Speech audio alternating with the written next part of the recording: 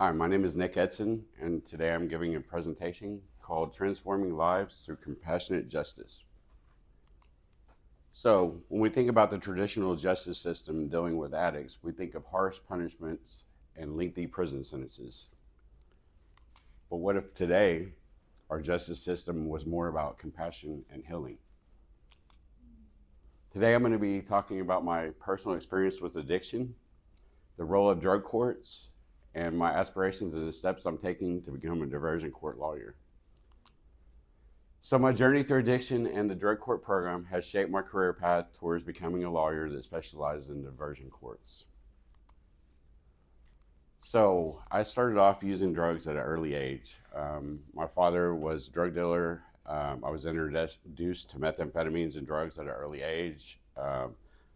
I was arrested when I was 18, and I went to prison. I went to jail with my father, and these things gave me a very negative outlook on the justice system, and I didn't have any trust in the police and the justice system at all. But after several stints in jail and a couple of trips to prison, I was given the opportunity to plead into Oklahoma County Drug Court. And in 2019, I believe, I pled into Oklahoma County Drug Court.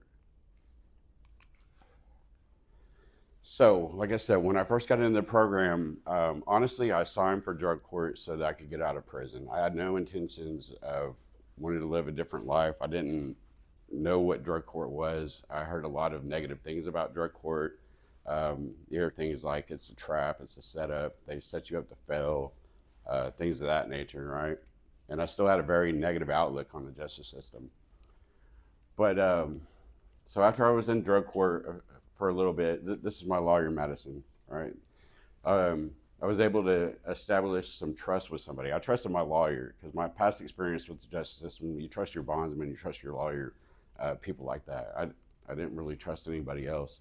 And then through that relationship, I ended up trusting my peer recovery support specialist and then our drug court coordinator. This was a drug court team. Like later on in the program, I figured out I have a whole team of counselors and advocates that are there to help me. It was a process because I still had that negative outlook on things, you know, and I didn't believe in them. I thought they were setting me up to fail. But eventually I did begin to trust all these people, and then Judge Stoner towards the end.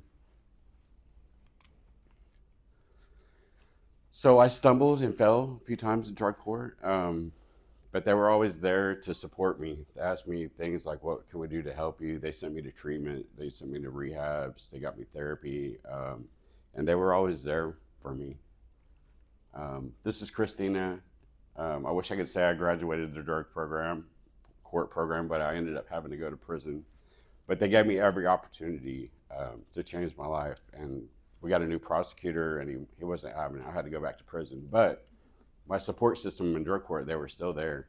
My whole trip in prison, and then this was Christina, the drug court coordinator. She was there to pick me up when I got out of prison. But what drug court did teach me was that my old way wasn't cutting it, and it showed me that I could live a new life, a good life. So some of the things that drug court gave me, all right, so this is a kind of a fuzzy picture, but this is a foundation of a house, right? So if you're gonna build something solid, you wanna build it on solid ground. That's what drug court did for me. Through all of these things, through the treatment, the rehab, all the resources and tools that I gained. So even though I didn't finish the program and I had to go back to prison for a year, I still had all these tools when I got out. And then I talked to Madison, my drug court lawyer, and my PRSS, Sierra, and I told them that because of their compassion and things they did for me, that I wanted to do something like that.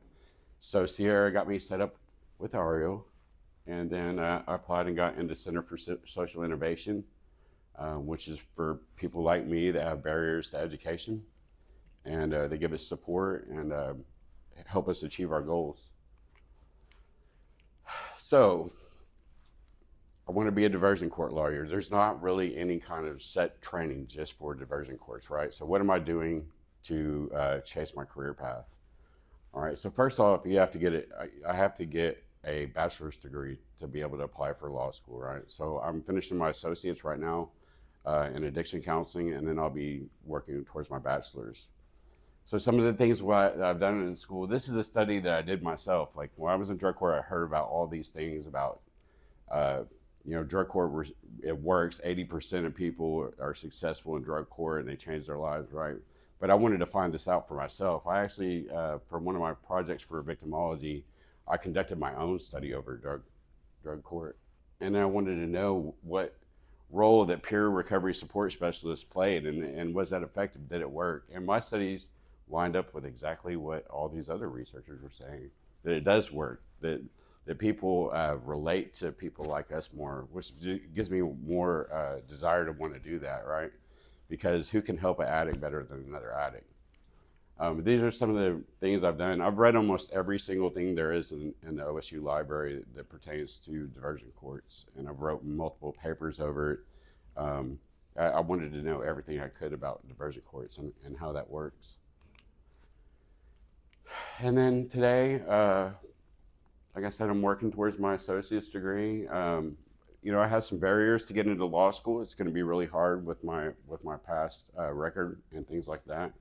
So I'm doing extra things like being active in our club, Things That Matter here. Being active with my classmates and studying and working hard. And then another good thing I've gotten to do is through my sober living house, I now work with 6 drug court guys right now that are in the program, and I get to kind of mentor them and walk with them through their recovery. And that's been a really good experience for me. So today I explained to you my aspirations to become a drug court lawyer and what I'm going to do that. Thank you.